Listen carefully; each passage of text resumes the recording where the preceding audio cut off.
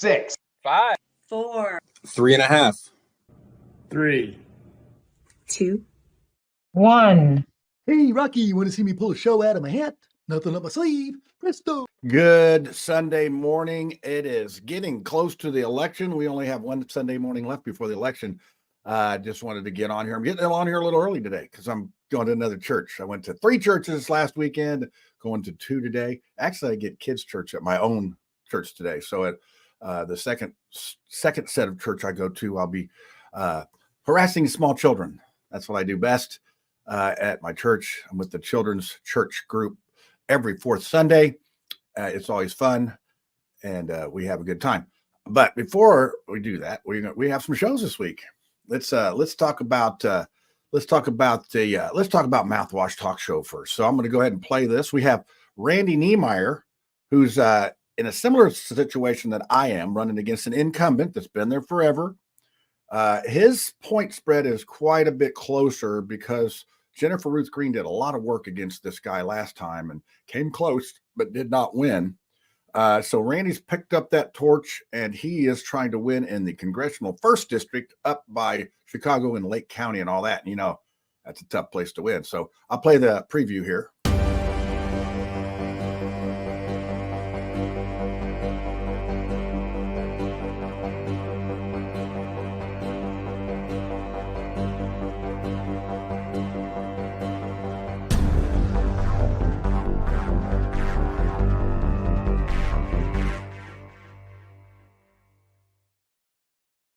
And there you go. That's Randy Niemeyer. He'll be on Tuesday at 9 p.m. live. We'll have a good discussion. We got a couple things to talk about. I hope his race is going well.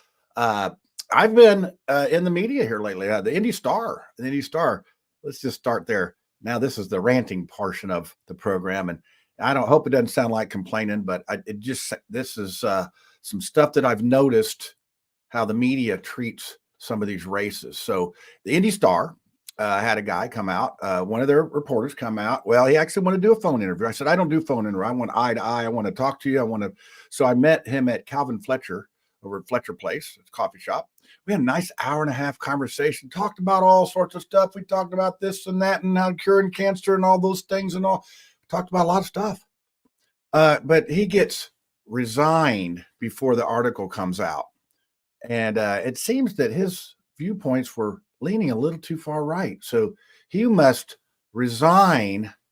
So the story doesn't get out. I get a call from another reporter, and this gal, she comes out, and I had talked to the previous reporter after he got resigned, and he told me a little bit more than he should have. So he said, well, she's okay. She's okay. She'll come. So she comes out. We talked for about, probably an hour. Talk about all sorts of stuff. Again, we are solving problems in the Middle East. Everything that people want to hear, we were talking about. Well, then the article comes out, and it's just a big old attaboy for Andre Carson. His picture's on the top and sort of paints a picture that, hey, us poor little peasants, we can't possibly win this race.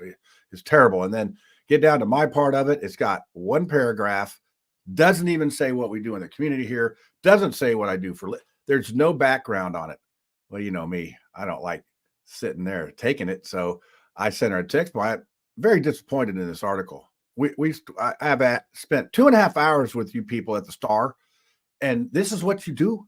I said, it's just very disappointing. So she gives me the editors, the political editor, Caitlin Lang, and I call him up, and gave me the phone number. I called her up, and I gave her some business about it. I said, why'd you even bother doing the article? If you guys are going to promote Andre Carson, just go ahead and promote him.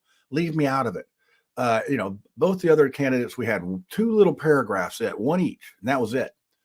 So let's fast forward to actually this past Wednesday, Fox 59 in focus. Dan Spieler calls me up and says, hey, come in studio and we're going to have a sit down and put you on the show and all that. So I'm okay. And that's actually, I think part of that was at CBS 4 this morning. I don't have cable, so I didn't watch it. And then here at 9:30, where it comes on Fox 59 in focus show. And we had a good 15, 20 minute talk. We talked about things. I don't know if they're going to run the whole thing or not, but there was another article out that coincided with this interview, and it was the same talking points. It was the same how great Andre Carson is, and then you get down to the other two candidates, myself and Rusty, and it's like, oh well, blah blah blah. So to me, it's like, well, wait a second, did they sort of, are they on the same page here with this, or why did they bother even talking to us if they're not going to do some background on us? It just very, very sad. Hey, there we go. That's why I started the Mouthwash Talk Show. That's why I started the social media stuff, because the media has left a vacuum of what's going on. They're basically propaganda now. They want to tell you what you need to think. And if you've watched Mouthwash last week, Micah Beckwith came on, and Lucy gave him some business on there. It wasn't all praise to Micah. No, we try to do it fair. We have Brad on there. He's a Democrat. I would say a moderate Democrat. I mean, even though he's a Fish fan, I mean, we'll just put that aside. And you got Tiffany on there. She likes to, she's a rule follower. She wants to, do everything the politically correct way. And then we got Lucy, who wants to burn it all down. And then you got poor little old me that's got to manage that food fight. And Micah, I think Micah did a great job. And I think people would watch that show. They would get to know Micah. And we ask questions that you might ask. And we actually have a chat on the side where you can ask the questions. And guess what? I put them up there, whether they're friends, enemies, whatever. And if you've watched our show before, Say It Out Loud with Cassie Jackson, although she's not doing the show anymore, she burned up the comments in there. And I put some of them up. If they're related to the show or they're halfway kind, I'll put them up. Because we want to know the answers. That's not what I'm seeing in the media, folks. And I don't know what, I think that's why like a Joe Rogan podcast is becoming so popular, and some of these other spinoffs of media are being, there's room for this. And I just think these places are bought and paid for by propagandists that want to sway people's opinion. And there's a lot of people that believe this out there. So I'm out, obviously campaigning for this U.S. Congress thing. And my eyes are being opened to how one-sided this stuff is, and how it's already been decided. Why should you even go vote? And I see people marching in there voting for a party. I talked to a guy yesterday. The line was long, and he was sort of sitting off to the side. And I was leaving. I had to go to an event. I work with the Indiana Spectrum Group, and this is a bunch of autistic and people on the spectrum. And when ADHD meets autism, it's quite comical.